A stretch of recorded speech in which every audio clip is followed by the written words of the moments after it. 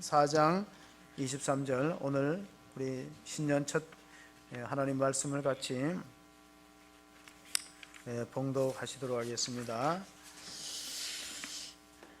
자막을 보시고 우리 또 성경을 보시고 같이 우리 요한복음 4장 23절의 말씀을 함께 봉독하십니다. 시작. 아버지께 참되게 예배하는 자들은 영과 진리로 예배할 때가 오나니 곧 이때라. 아버지께서는 자기에게 이렇게 예배하는 자들을 찾으시니라. 아멘. 우리는 지나간 해를 보내면서 또 새로운 해를 맞이하는 순간에 서 있습니다. 오늘 송구 영신 예배에 참여하신 사랑하는 성도 여러분 가운데 하나님의 은혜와 평강이 함께 하시기를 축원합니다. 아멘. 2000년 우리 코카콜라 그 당시의 회장이었던 더글러스 테프트는 인생은 5개의 공을 돌리는 저글링과 다 했습니다. 어떤 공 5개가 있을까요? 첫째는 일이라는 공이에요. 두 번째로는 가정이라는 공이고, 세 번째로는 건강이라는 공이고, 네 번째는 친구라는 공이고, 다섯 번째는 영혼이라는, 자기 영혼이라는 공 5개를 올렸다 받는 저글링 게임과 같다 그랬어요. 근데 그 중에서 일이라는 공은 떨어뜨리면은 다시 튀어오른대요. 고무공이기 때문에. 탄력 회복이 있다는, 탄력 회복성이 있는데, 나머지 가정, 건강, 친구, 영혼, 요 4개는 유리공이기 때문에 떨어뜨리면 깨진다는 거예요. 잘 이렇게 균형 있게 저글링을 해야 되는데, 서양에는 이런 속담이 있습니다. 돌이킬 수 없는 3가지가 쏘아버린 화살, 뱉어버린 말, 그리고 흘러가 버린 시간은 다시 돌이키기 어렵습니다. 그래서 1년이 얼마나 소중한가를 알려면 재수생들한테 물어보면 된대요. 1년이 얼마나 힘들고 어렵겠어요. 한 달이 얼마나 소중한지를 알려면은 미숙아를 낳았던 산모의 마음을 알면 된다. 한 주가 얼마나 중요한가를 알려면은 주간신문 편집장, 아니 목회자들한테 물어보면 한 주가 참 빨리 돌아옵니다. 주일을 지나면 또 설교를 준비해야 돼요. 한 주가 이렇게 빨리 옵니다. 하루가 얼마나 소중한가를 알려면은 일용직 근로하는 사람들한테 물어보면 됩니다. 하루를 일해야 하루를 생활할 수 있는 사람들, 1시간이 얼마나 소중한지를 알려면은 애인을 기다리는 그 연인의 마음을 이해하면 될 것입니다. 1분이 얼마나 소중한가를 알려면은 기차에 1분 늦어갖고 못한 경험이 있는 사람한테 물어보시면 돼요. 1초가 얼마나 중요한가를 알려면 교통사고, 여러분 1초에 따라서 사람이 다치기도 하고 1초에 따라서 사고를 피하기도 합니다. 제가 2018년을 보내면서 참 마음 아픈 거는 성도님들 가운데 사고나 질병으로 오늘 이 자리에 참석하지 못한 분들을 생각해 봅니다. 그래서 제가 원래는 우리 교회에 이런 축복이 있었으면 좋겠다. 요한 3서 2절 우리가 잘 아는 말씀이에요. 같이 한번 봅시다. 사랑하는 자여, 내 영혼이 잘된과 같이 내가 범사에 잘되고 강건하기를 내가 간구하노라. 아멘. 사랑하는 자여, 우리 육신이 먼저 잘되는 게 아니라 영혼이 잘되고, 범사에 잘, 영혼이 잘된 같이 범사가 잘되고 강건한다는 것은 순서가, 우리가 정말 순서가 중요한 것 같아요. 우리는 육체가 다 건강했으면 좋겠는데 그 이전에 하나님은 영혼이 잘 되는 것을 맨 앞에 두었어요. 영혼이 잘 되려면 어떻게 되냐면은 우리가 하나님 만나는 은혜가 있기를 바랍니다. 우리가 참 예배에 힘쓰자 하는 이유는 예배를 통해서 우리가 하나님 만날 때 영혼이 강건해지고, 영혼이 강건해지면은 범사가 잘 되고 육신도 건강이 회복될 줄로 믿습니다. 마틴 루터는 가정은 우리 재단과 같고 우리 부모는 자녀에게 사도와 같아. 제사장과 같아, 그런 표현을 했습니다. 그래서 우리가 가정에서부터 예배가 이루어지고 또 우리 예배를 통해서 힘을 얻는 한 해가 될 수 있기를 바랍니다. 새해가 되면 사람들이 꿈을 꿉니다. 여러분 어떤 꿈을 꾸셨어요? 올해가 무슨 띠입니까? 올해가 돼지띠예요. 근데 이게 보통 돼지띠가 아니고 황금돼지해래요. 예, 몇 년 만에 돌아오는? 60년 만에. 예. 황금돼지, 이 꿈만 꿔도 우리가 이 꿈 꾸면은, 돼지 꿈 꾸면은 뭐 사야 돼요? 예. 그 우리 집이 자꾸 나보고 돼지 꿈 꾸래. 그 돼지 꿈을 꾸라고 자꾸 재촉한다고 꿈이 꿔지냐. 그래서 내가 답답해갖고, 아니 그 뭐 돼지 꿈 꾸라고 뭐 꿔지냐고, 왜 자꾸 사람들이 독촉을 하냐고. 돼지 꿈을 꾸고 그 다음에는 뭐 하죠? 로또를 사라고.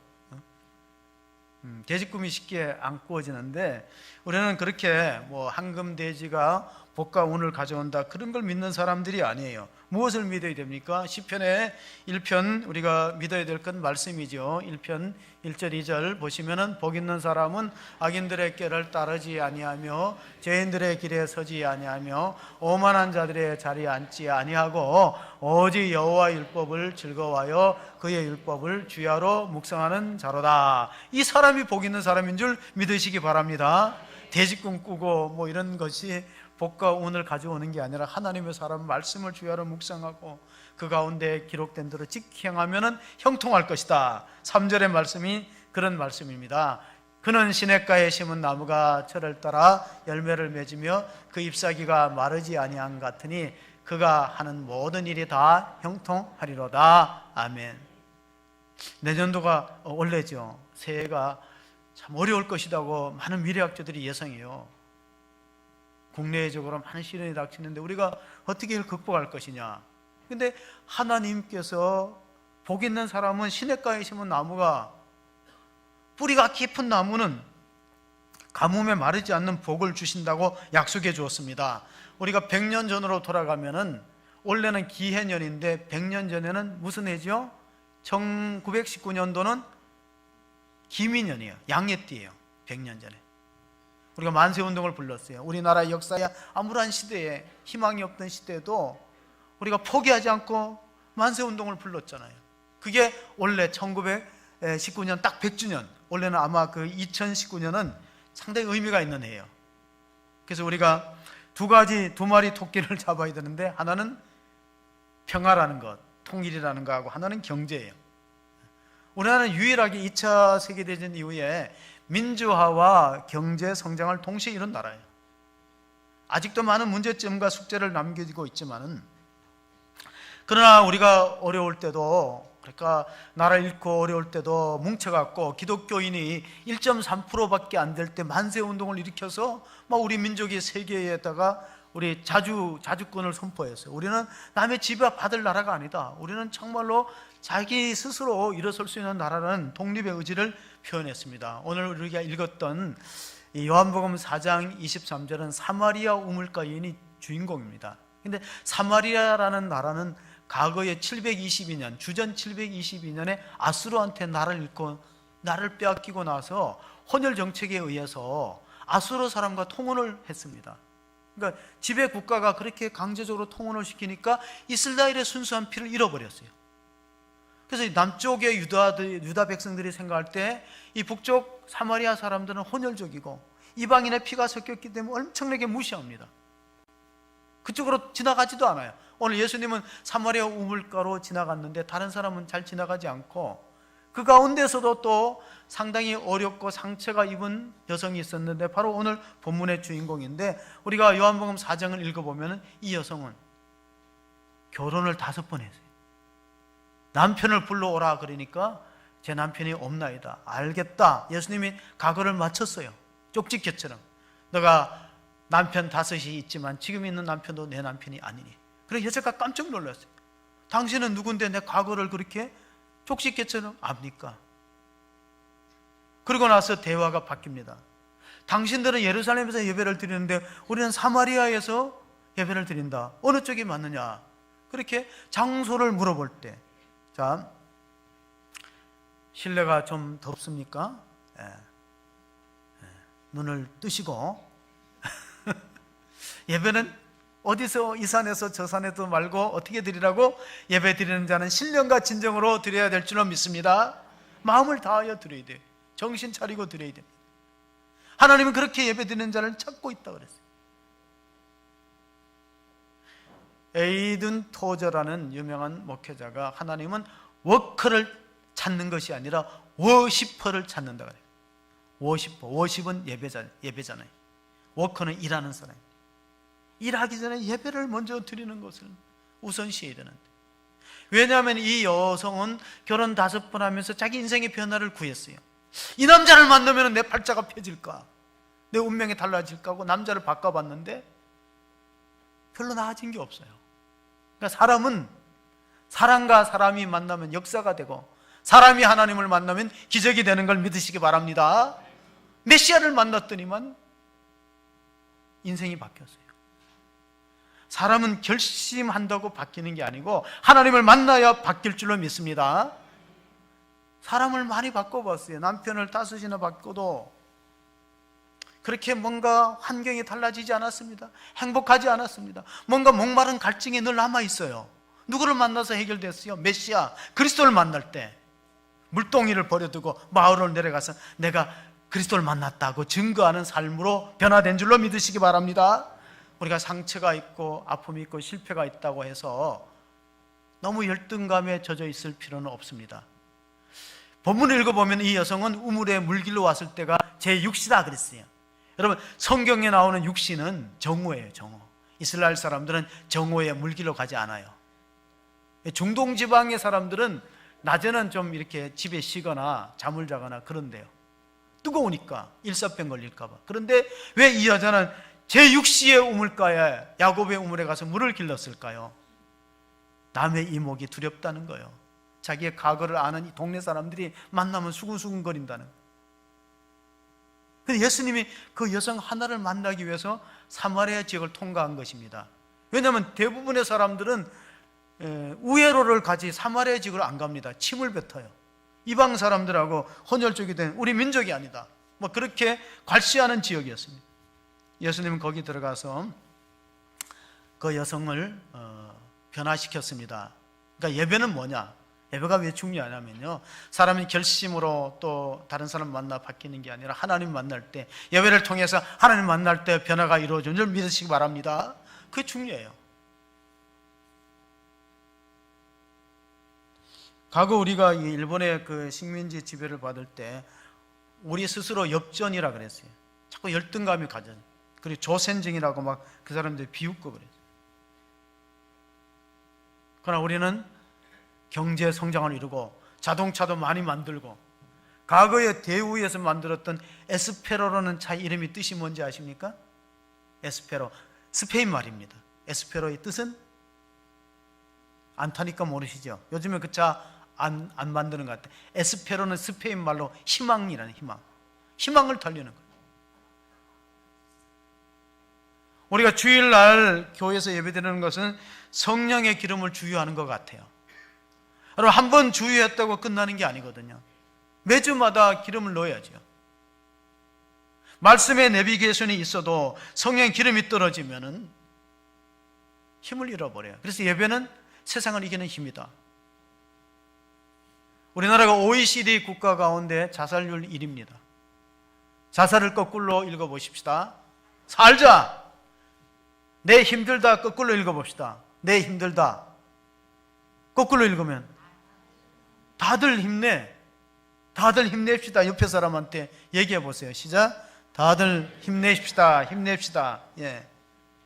하나님 어떤 사람에게 능력을 주시는가? 역대하 16장 9절에 보시면은 여호와의 눈은 온 땅을 두루 감찰하사 전심으로 자기에게 하는 자들을 위하여 능력을 베푸시나니 이 일은 왕이 망령되이 행하였은즉 이후부터는 왕에게 전쟁이 있으리라 하며, 이 말은 유다의 왕 아사가, 그 이스라엘 왕은 바사였어요. 그때 유다의 왕 아사가 누구를 의지했냐면 아람 왕 베나단을 의지할 때 하나니아 선지자가 가서 일러준 말이에요. 왕이시여 하나님을 의지해야지 자꾸 주변에 강대국 의지하다가 전쟁이 일어나게 생겼습니다. 100년 전에 구한 말에 우리나라에는 이런 말이 또 닫았어요. 무슨 말입니까? 소련에 속지 말고 미국만 믿지 말라. 일본 사람 일어나니 조선 사람 조심하라. 결국 전쟁이 일어나고 노일 전쟁, 청인전이 일어나고 역사의 소용돌이 속에 한반도는 참 고통스러운 세월을 보내게 되었습니다. 사마리아라는 건 북쪽입니다. 북쪽에 대한 편견이 있었어요, 유대인들은. 그런데 성경에 예수님은 사마리아를 상당히 미워했어요. 왜냐하면 선한 사마리아인의 비유가 누가복음 10장에 나와요. 강도 맞는 사람을 도왔던 사람은 선한 사마리아인이라. 그리고 누가복음 17장에는 10명의 나병 환자가 고침을 받았는데 돌아와서 주님 앞에 엎드려 경배하고 감사를 표한 사람은 한 사람이었다. 누가복음 17장 16절 17절에 나와 있습니다. 예수의 발 아래 엎드려 감사하니 그는 사마리아 사람이라. 예수께서 대답해 이르시되 10사람이 다 깨끗함을 받지 아니하였느냐? 그 9은 어디 있느냐? 9명은 유대인이. 사마리아 사람만 감사했다는 거예요. 그래 그 감사하는 사람에게 하나님이 어떤 복을 주셨는가? 19절 보시면 같이 17장 19절을 보시겠습니다. 그에게 이르시되 일어나 가라, 내 믿음이 너를 구원하였느니라 하시더라. 감사하는 자는 육신의 병만 고친 게 아니고 영혼의 구원까지 아울러 받은 줄로 믿으시기 바랍니다. 보너스 축복이에요. 감사하는 사람은 하나님이 더 주시는 걸 볼 수 있어요. 지그 지글러라는 미국의 강연가가 75세 때 자서전을 썼는데 정상에서 만납시다. 오래된 책이에요. 거기 자기 75년의 인생을 회고하면서 감사할 것밖에 없다. 내가 생애 막바지에 도달하니까 모든 게 감사하고 가족과 이웃에게, 성도들에게 감사하는 마음이 있다. 그렇습니다. 사도 바울도 나의 나된 것은 하나님의 은혜다 하는 감사를 표현했어요. 노르웨이에는 이런 속담이 있다고 합니다. 감사하는 자의 마음에는 사탄이 씨를 못 뿌린다. 그러면 감사하는 사람은요, 아무리 시험을 들여서 넘어뜨리려고 해도 안 넘어져요. 회복의 능력이 있다는 거예요. 우리가 하나님으로 받는 능력 중에서 가장 고귀한 게 뭐냐면 다시 시작할 수 있는 능력. 새는 날면서 뒤를 돌아보지 않습니다. 다시 날 수 있는 능력을 달라고 기도하는 저와 여러분이 되시기를 바랍니다. 다시 시작할 수 있는 능력은 감사하는 사람, 범사에 감사하는 사람은 그런 은혜를 경험하는데, 미국의 켈빈 신학교의 로저 그린웨이 교수가 이런 말을 했어요. 이 선교가 우리 교회가 중요한데 하나님의 목적은 예배에 있다 그러는 거예요. 왜 선교에 있다 하면은 예배를 안 드리는 사람들을 전도해서 예배자로 만들기 위해서 전도하는 거예요. 지상의 모든 그 신앙생활 가운데 하나님 나라에까지 이어지는 것은 전도가 아니고 예배입니다. 왜냐하면 전도는 이 땅에서 필요하지만은 하나님 나라 가면 전도 못 하잖아요. 그러니까 선교가 궁극적인 목표라고 하지만 실제로 하나님이 보실 때는 예배를 받기 위해서, 교회의 중심에 하나님의 예배를 받으시기 위해서 선교하라. 그래서 하나님을 예배 안 하는 자들에게 복음을 전해서 그들을 예배자로 부르기 위한 목적이 있다는 것을 우리가 알 수 있습니다. 시편 50편 23절을 같이 보십니다. 감사로 제사를 드리는 자가 나를 영화롭게 하나니 그의 행위를 옳게 하는 자에게 내가 하나님의 구원을 보이리라. 아멘. 감사로 제사 드리는 자는 하나님 영화롭게 해요. 인생의 본분이 뭐냐? 웨스트민스터 신앙고백에 사람의 제일 되는 본분은 하나님을 영화롭게 하고 영원토록 그를 즐거워하는 것이다. 그게 무엇을 통해서 이루어져? 예배를 통해서. 우리가 예배를 통해서 하나님 영광을 돌리는데, 예배는 왜 드리느냐? 구원받기 위해서 예배 드리는 게 아니에요. 우리가 오해하는데 구원해 주신 은혜에 감사하여 예배 드리는 줄로 믿습니다. 구원 받으려고 예배 드리는 게 아니에요. 하나님의 은혜로 믿음으로 값없이 구원받은 자들이 구원의 구속의 은혜에 감사해서 예배 드리는데, 이스라엘 민족들은 안식일을 지키는데 하나님이 6일간 세상을 창조하시고 7일째 안식이 있기 때문에 안식일을 지키는 거예요. 그 창조신앙에 대한 고백이에요. 그럼 우리는 왜 안식일을 주일로 바꿨느냐 하면 부활한 날이거든요. 유대교는 지금도 토요일 날 예배를 드려요. 우리는 주일 날 예배 드리는데 왜? 우리는 부활하신 주님을 기념해서 주일로 바꿨어요. 그러니까 우리는 부활신앙에 대한 고백이에요. 인간과 동물의 차이가, 인간은 리스판스하는 존재고 동물은 리액션하는, 반사적으로 동물은 반응을 해요. 그럼 우리는 반응하잖아. 리스판스에다가 능력이라는 어빌리티를 붙이면 뭐냐? 리스판서빌리티는 책임감이에요. 책임감 있는 사람은 하나님께 올바로 반응하는 거예요. 그럼 바로 예배로 반응하는 것이죠. 하나님, 우리의 모든 일에 예배가 중심이 되지 않으면 뭐가 터져나오냐면 불평이 터져나와요. 원망. 그러니까 불평과 원망은 상당히 전염성이 강합니다. 우리의 모든 삶의 중심에 예배가 무너지면은 불평이 나오기 시작하고, 이스라엘 민족이 가장 고통스럽게 아합 왕의 통치를 받았을 때 엘리야가 갈멜산에 무너진 제단을 수축한다. 열왕기상 18장의 내용이에요. 근데 가만히 보면은 엘리야의 제사는 어떤 예배였느냐? 이게 바알 선지자 450 인하고 아세라 선지자 400 인하고 갈멜산에서 대결하는데 하늘에서 불이 내려와서 그 예배 응답 안 하는 사람이 죽는 걸로 내기라는 거예요. 송아지에 각을 떠서 나무 위에 올려놓고 기도합니다. 바알 신을 섬기는 제사장들은 바알의 이름을 외쳐 부르다가 응답이 없으니까 칼을 가지고 자기 몸에 피를 흘려요. 그러면 신이 응답한다고, 정성을 보고.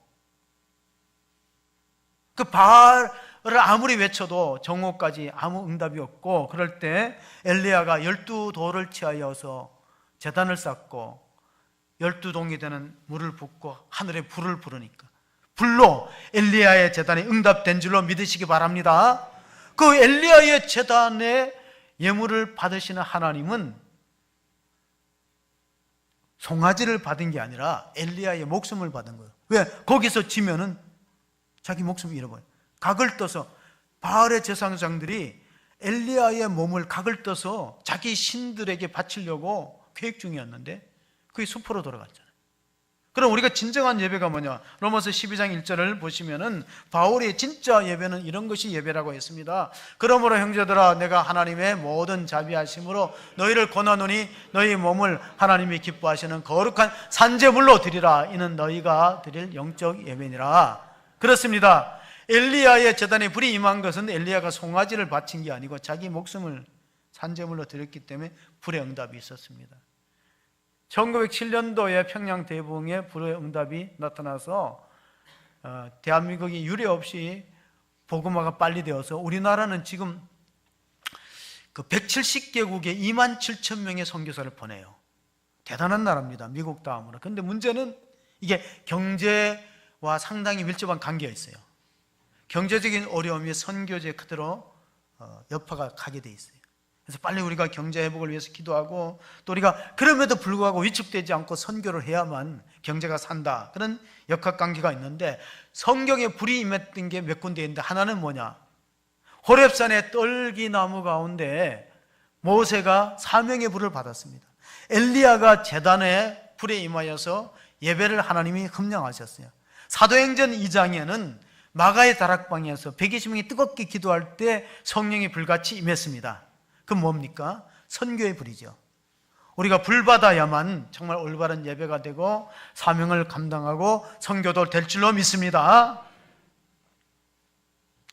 엘리야의 제단에도 하나님께서 불로 임하셨고, 또 호렙산 떨기나무 불꽃 가운데서도 하나님이 임하셔서 이런 말씀하셨어요. 내가 선 곳은 거룩한 곳이니 너가 그 땅에서 발에 신을 벗으라. 겸손하라는 거야. 하나님의 명령에 순종할 준비가 되라는 것입니다. 어떤 세탁소에 오래된 옷걸이가 새로 걸린 옷걸이에게 이렇게 말했어요. 너는 고급 옷을 걸었다고 그게 너 자신이라고 착각하지 말라. 너는 잠시 옷을, 비싼 옷을 걸었다가 주인이 뺏겨가면 그만이지, 너 옷걸이 자체가 고급 옷이라고 착각하면 안 된다는 거예요. 우리가 갖고 있는 모든 것들이 새로운 옷걸이에 걸린 옷과 같아요. 우리의 직분도, 우리의 생명도, 우리가 갖고 있는 소유도 하나님이 있을 만큼 우리가 갖고 있다가 다 주님이 거둬가는 것이기 때문에 좀 우리가 어떤 자세로 신앙생활을 해야 됩니까? 제가 원래 예배 대행진을 예배는 우리의 세상을 이긴 힘이라고 했을 때, 제가 이제 이 책을 한번 월리먼이라는 목회학 교수가 썼던 예배는 목회다, 그 책을 보면서 많은 생각을 해보았어요. 예배가 왜 목회인가? 거기 보면은 95쪽에 터툴리안의 말이 나와요. 그리스도인은 태어나는 게 아니라 만들어진다. 예배를 통해서 우리가 온전한 성도로 만들어가는 거지, 태어날 때부터 그리스도인이 되는 건 아니다. 예배가 왜 목회냐면은, 목회의 다양한 교육이라든가 치유라든가 상담이라든가 훈련들이 다 예배를 통해서 종합적으로 이루어지지, 예배가 무너지고 나서는 안 된다는 거예요. 선교까지도 그래요. 예배에서 은혜 받고 힘을 얻어야 나가서 선교나 전도가 되지 않겠습니까? 그래서 터툴리아는 이런 말을 했어요.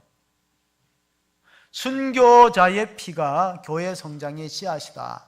우리나라가 많이 성장했던 것도 순교자들이 많았기 때문에 그렇습니다. 손양원 목사, 주기철 목사님, 그런 순교자들이 우리 통합 측에 있어요. 물론 다른 교단에도 있겠지만, 저는 목양실 앞에 이런 액자가 있어요. 제가 사진으로 한번 찍어봤는데, 예수 중독자라는, 제가 목양실 입구에 걸려 있어요. 나는 예수 중독자가 되어야 되겠다. 술 중독자는 술로 살다가 술로 죽고, 마약 중독, 아편 중독자는 아편으로 살다가 아편으로 죽는다. 근데 이 손영원 목사님은 정말 그 예수로 살고 예수로 죽었던 애양원을 설립하고, 그 백범 김구 선생이 찾아가 갖고 교육부에서 일하라고 장관 자리를 줬는데도 거절했다고 합니다. 나는 교회를 목회하는 사람이지, 장관이라는 어떤 그런 관직에 오를 사람이 아니다. 여러분, 중독이 얼마나 무서운지, WHO 세계보건기구가 중독은 정신질환으로 분류했어요. 그리고 요즘 아이들이 많이 게임에 중독되는데, 게임 중독이 정신질환이라 치료를 1년 받아야 된다. 아이들이 게임을 오래 하면은 뇌 구조가 그 아편 중독이나 도박 중독하는, 마약 중독하는 사람이 뇌처럼 이렇게 변형이 된대요. 그러니까 게임을 상당히 조심해야 될 것 같아요. 그럼 우리는 무엇을 우리가 이길 수 있느냐? 간혹 가다가 이제 술, 담배 이런 것들 때문에 교회 오기가 힘든 분들이 있으면은 이렇게 일러주세요. 그냥 하는 채로 그냥 오는 거예요. 와서 술을, 담배를 하는 채로도 오면은 예배가 중요하니까 예배를 드리다 보면은요, 성령께서 끊게 해주시는 겁니다. 결심으로 바뀌는 게 아니에요. 제가 서두에도 계속 얘기했지만, 우린 다 변화를 갈망하잖아요. 새해가 되면 뭔가 변화, 결심. 사마리아 우물가 연에 사람 바꿔서 인생이 바뀐 게 아니고, 결심한다고 바뀌는 게 아니라 어떻게 바뀌어? 하나님 만나야, 메시아를 만나야, 주님을 만나야, 예배를 통해서 주님을 만나야 변화될 줄로 믿습니다. 그럼 우리는 이제 2019년도는 결심하고 하나님을 바라보도록 마음의 다짐을 하십니다. 우리가 끝으로 한번 히브리서 12장 1절 2절을 끝으로 한번 읽어보시겠습니다. 이러므로 우리에게 구름같이 둘러싼 허다한 증인들이 있으니 모든 무거운 것과 얽매기 쉬운 죄를 벗어버리고 인내로서 우리 앞에 당한 경주를 경주하며 믿음의 주여 또 온전케 하시는 이인 예수를 바라보자. 그는 그 앞에 있는 기쁨을 위하여 십자가를 참으사 부끄러움을 개의치 아니하시더니 하나님 보좌 우편에 앉으셨느니라. 아멘. 믿음 생활이 뭐냐? 믿음 생활은 십자가의 표대를 향해서 경주하는 운동 경기자와 같아. 여러분, 그 운동하는 사람은 몸이 가벼워야 돼요. 그러니까 몸에 많은 걸 소유하고는 경기에 이길 수 없습니다. 제가 그 마라톤의 항영조 선수 신발을 한번 본 적이 있어요. 그 기념관에다가 전시했는데, 그 항영조 선수 신발은 특수 제작된 건데 그 당시의 돈으로 1억 원 제작비가 들어갔대. 가벼우면서 질긴 거. 그래서 우리가 바르셀로나 몬주익 경기장에서 그 금메달을 땄잖아요. 아, 그렇구나. 정말 운동 경기자는 얽매이는 것이, 죄에 얽매이거나 여러 가지 습관에 매여 있거나 중독에 매여 있거나 그 벗어버리고, 우리 때로는 우리가 너무 소유욕에 매여 있어도 신앙생활에 상당히 발목을 잡힙니다. 그리고 또 고통이 없이는 영광스러운 날이 없습니다. 황영조 선수가 이런 얘기를 한 적이 있어요. 연습할 때 버스가 앞에 이렇게 지나가면은 너무 힘들어갖고 자기도 모르게 버스로 자기 몸이 끌려간대요. 그 코치가 너무 혹독하게 훈련을 시키니까 숨차고 힘드니까 버스에 탁 부딪혀 버리면 연습 안 해도 되잖아. 병원에 가니까. 우리는 그냥 웃고 넘지만 얼마나 힘들었겠느냐. 얼마나 힘들었으면은 오는 버스에, 마주오는 버스에 가서 탁 자기 몸이 한번 부딪혀보고 싶다 생각을 가졌을까. 그래서 신앙생활에 이런 말이 있어요. No cross, no crown. 십자가 없이 면류관 없다. 그럼 자꾸 십자가 없는 면류관을 얻기를 원하니까 참 어려워요. 때로는 포기하고 싶은 유혹도 있을 수 있어요. 요번에 텔레비에 연말되면 대상 그런 거 주잖아요. 근데 한 개그맨이 이러더라고. 용감하게 이렇게 말하더라고. 나는 개그맨 시험에 8번 떨어졌는데, 그래 이게 합격이 돼갖고 오늘에 이렇게 대상을 받게 됐는데, 내가 넘어질 때마다 나를 포기하지 않게 하신 하나님께 이 모든 영광을 돌린다. 그 이영자라는 그 코미디언이 그 얘기하더라고요. 하나님께. 그 사람은 어떻게 예수를 믿게 됐냐 그러니까 우리 교회에 왔던 그 김정택 장로가 있어요. 항상 싱글벙글 웃잖아요. 그래서 한 번은 물어봤대요. 아니 김 선생님은 뭐 그렇게 숨겨놓은 애인이 있습니까? 뭐 그렇게 맨날 웃냐고. 그래 물어보니까 자기는 교회 다니는 거야. 교회 다녀서 늘 마음이 기쁘다. 항상 기뻐하라. 쉬지 말고 기도하라. 범사에 감사하라. 그래서 예수를 그 김정택 장로를 통해서 믿고 어머니랑 같이 20년 전부터 교회 나가서 새벽기도 늘 하고 교회 식당에서도 봉사하고 그렇게 하면서 넘어질 때마다 그 하나님 의지하고 일어서서 오늘의 영광이 있다고 고백을 했습니다. 여러분, 어제는 역사다. Yesterday is history. 내일은 신비다. Tomorrow is mystery. 발음은 좀 안 좋아요. Today is gift. 오늘은 선물이에요. 오늘 선물 기프트 그 뭐예요?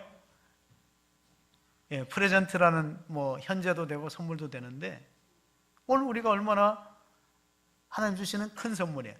그러니까 우리가 시간이라는 선물은요 공평합니다. 우리가 이 시간을 가지고 어떻게 쓸 것인가. 스펄전이 이런 말을 했어요. 구원은 우리가 하나님을 붙잡는 게 아니라 하나님 우리를 붙드는 것이다.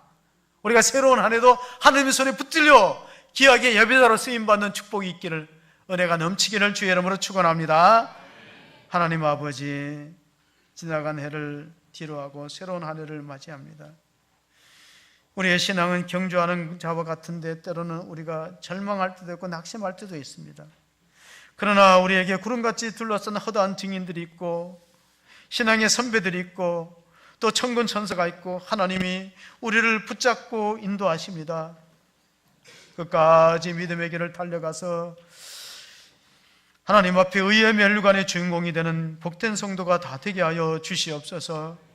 2019년도도 도전이 만만치 않지만은 우리가 믿음으로 무장하고 예배는 세상을 이기는 힘이라고 했습니다. 하나님, 우리가 결심으로 안 되고 사람의 능력으로 안 되지만은 하나님을 만나면 행할 수 있습니다. 하나님, 우리의 능력의 근원이 되고 하시고 기쁨의 근원이 되게 하시고 우리가 정말 변화의 근원이 주님 앞에 있음을 기억하면서 하나님, 우리 호수중앙교회 성도들이 예배자로 승리하고 하나님께 영광 돌리는 복된 한 해가 되게 도와주시옵소서.